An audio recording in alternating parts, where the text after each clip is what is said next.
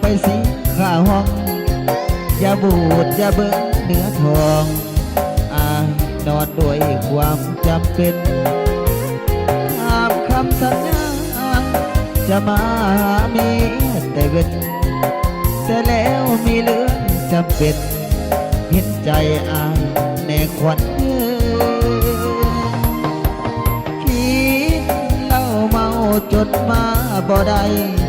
จากขับรถยันตามเสาไฟ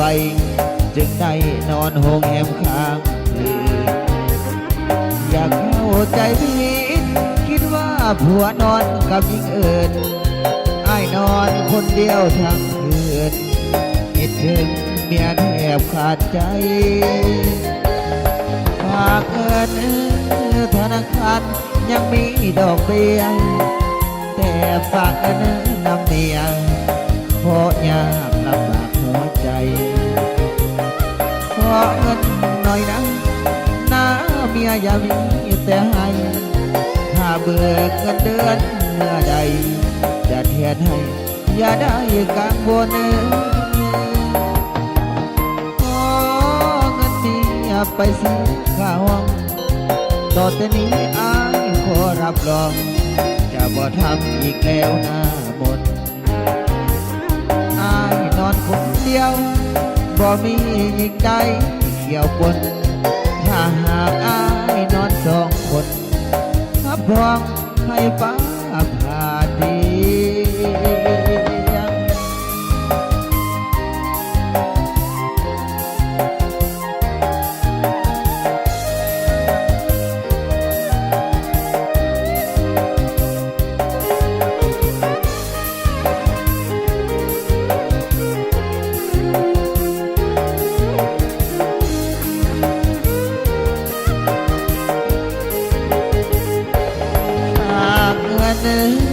ธนาคาร